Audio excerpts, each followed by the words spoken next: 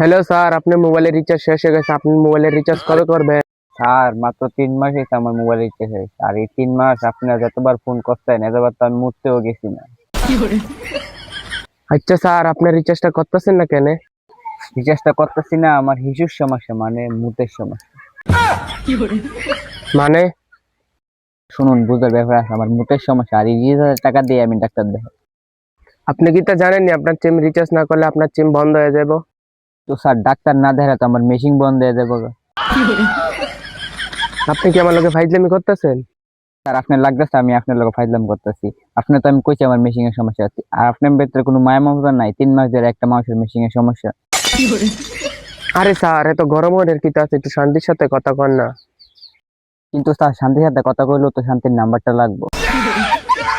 আরে স্যার, আপনি কি বাংলা কথা বুঝেন না? তাহলে আমি হিন্দিতে কই, শান্তি সে বাত করো। তো কইতাছি স্যার শান্তির সাথে কথা কমু, কিন্তু শান্তির সাথে কথা কইলে তো শান্তির নাম্বারটা লাগেগা।